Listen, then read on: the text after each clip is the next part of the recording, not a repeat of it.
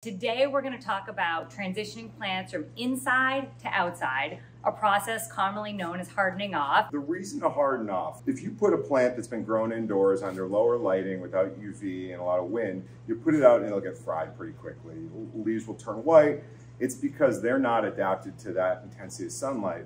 They've adapted to maximize light consumption in an indoor environment. They're not used to high UV, high light intensity. So they've developed thinner cuticles, more chlorophyll sites, and by bringing them out and hardening them off properly, you adapt the plant to the new lighting and weather conditions. Particularly light I've found to be the scenario that is important. Now, there's a lot of traditional methods that are multiple steps, take multiple days, and are an insane amount of work and aren't really feasible. I've tried a bunch and I've failed at them or just been overwhelmed by them. So traditional methods involve bringing them out for intense light periods, for just short periods, and increasing the durations. Well, that's great in theory, but the problem is it's a ton of work to drag giant containers in and out. And on top of it, I've forgotten to bring them in. You know, you bring them out, you get busy, and all of a sudden it's been 5 hours of direct sunlight and your plants are toast. So this method, what I do, I always wait for, you know, we're in New England, so we tend to get cloudy streaks of days. So I wait for temps in the high 50s, low 60s ideally for a few days straight, which we have right now, and light rain. Nothing crazy, you know, you don't want tons of wind, that'll snap the delicate leaves that aren't really adapted to that sort of scenario. We're gonna put these guys directly in the ground today. No in and out, in and out. And you know, I found particularly like, you know, a fig tree like this, we like to bring them out every single summer long. You know, bringing all my container plants like my hibiscus, I can't be bringing them in and out every day. So let's start walking through. Let's bring these guys outside on this beautiful cloudy day. Okay, so the first plant that we're going to start the transition on is these Portuguese kale. We started them from seed, and you can see they're, you know, they've popped up. They've got a couple true leaves on them.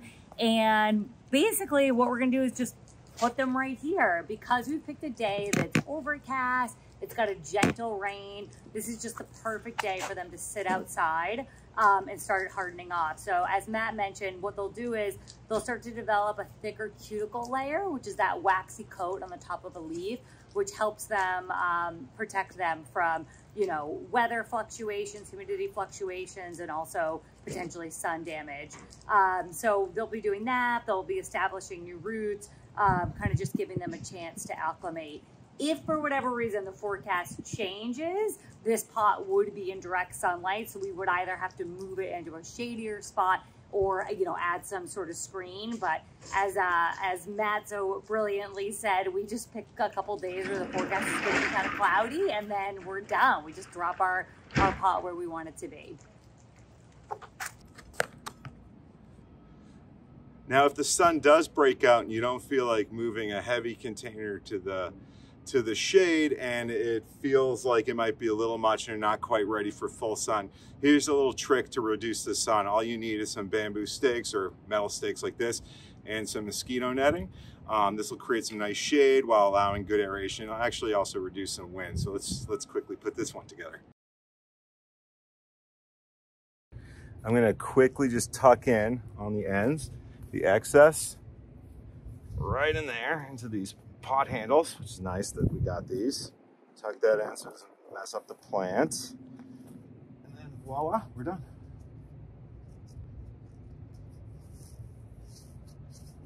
Some nice quick and easy shade protection in here. They look a little upset about some of the sun they're getting. Back on this beautiful rainy day, the next thing we're gonna do is transition these lovely little tomato plants into the ground. So I've already dug a hole here pretty deep, a lot bigger than the plant I'm putting in there. You can see the soil. It's a very sandy, maybe a little bit of clay, but not nutrient rich. You know, that color indicates there's not a lot going on.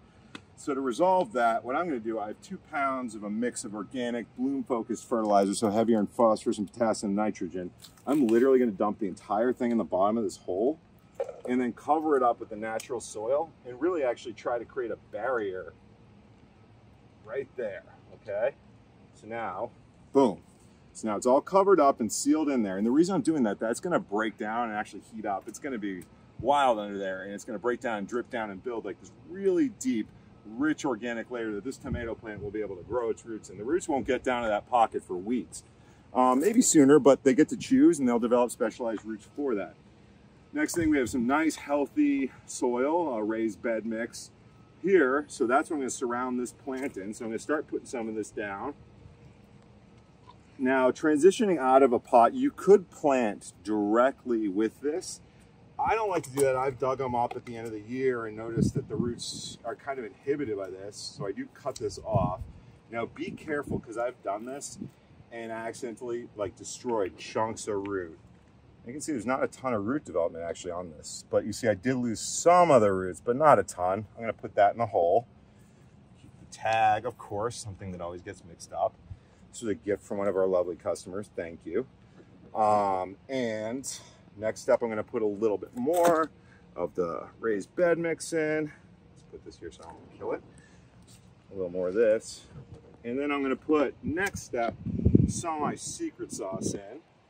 So this is our Microbe Feed Plus, which is a combination of ingredients really meant to bolster the environment for microbes to thrive. It's like your military, it's everything you need to keep your plants safe and healthy.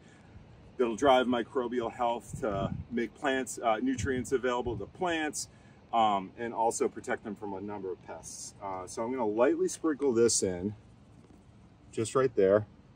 You can water in instead with stuff like this, but I like to do a little sprinkle. I found you can get exactly where you want it to do. Then I'm gonna get the rest of this hole filled up with this beautiful soil. Okay, give it plenty.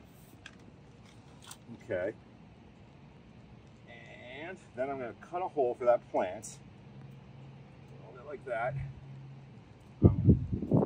Dust all around where the existing root ball is. Put it down, and because this is a tomato, I'm going to bury a lot of the stem on it, because the roots will shoot right up where that is. Boom. Don't pack it in too tight, but tight enough. You can water in at this point, but where it's raining, I'm just going to let nature do its thing. I do like creating this nice little rounded bank, so that water kind of will get trapped on it. Let's take a step back. Tag a little closer, put it in front. And it's never a bad idea to cover it with a mulch layer. I'll take some mulch later. And that's it. Too easy. Now I'm going to keep my eye on weather, because for sure this guy could get hammered. So if the sun breaks out, it would probably get pretty bleached within, I give it 2 days, and 2 days if it's sunny, it'll be all right. But right now it would be overwhelmed. So I would potentially move branches in front of it, maybe put a net over it to keep it shady, but should be good. And, I've had plants get bleached this time of year. It's pretty early. The sun's not super duper strong, so I'm not terribly worried about it. It will set back the growth. So the goal with hardening off is ultimately to transition the plant as smoothly as possible, because if they get really beat up by the transition, you lose a couple weeks of growth, which this time is when they really want to be bolting up. So the more growth, the better. The smoother the transition, the better. So if you put some in the ground and all of a sudden the sun breaks, as it has, despite all weather forecasts of consistent clouds, well, you got to adapt. And I'm a little worried. This one might be all right. Been a little over 24 hours, so had a good cloudy day, but still, I don't want it to get burned. So I'm going to add some mosquito netting and some bamboo to just cover it up and shade it a little so it can adapt a little. Add this for a couple days and then take it back off.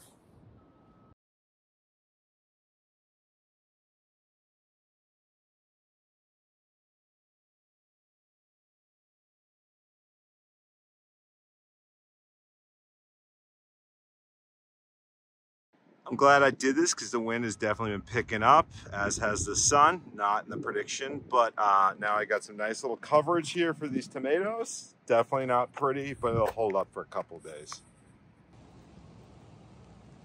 All right, so last is, if you're living in a cold weather place and you have container plants, you like getting sun in the summertime, like a fig, but New England, it might be a little too much for them. You bring them in the winter. That transition, this guy, he needs to be repotted. He's a bigger pot, clearly. But I'm going to show you how to do this. Now I can hold them. So this is the perfect spot. So the sun comes from over there and goes right like that. And right now, if the sun broke out, it's just as much sun as you can imagine, which is great later on in the year. But to start off, especially if you don't have cloudy days like this, I find a nice place like this, and this is perfect because it's nice and clean and opened up.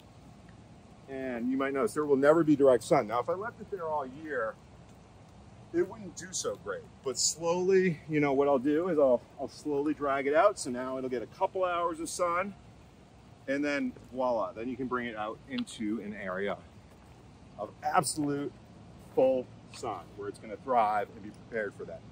I noticed actually there's some pests starting to develop on this, a number of them. And as stressful as transitioning outside can be for plants, it also is equally stressful for the pests that might inhibit them.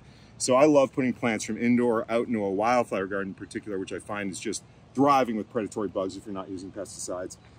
And I'm expecting any issues on this plant that are pest related are going to clear right up. That being said, when you bring them in again in the winter, they bring in all sorts of pests from outside, so you have to address that, but later time. So that's it for transitioning plants outside. Those are the 3 different scenarios that we can think of. Let us know if there's any others that you want us to cover, have questions about, or suggestions. We're all ears. We love talking to our community. So see you soon.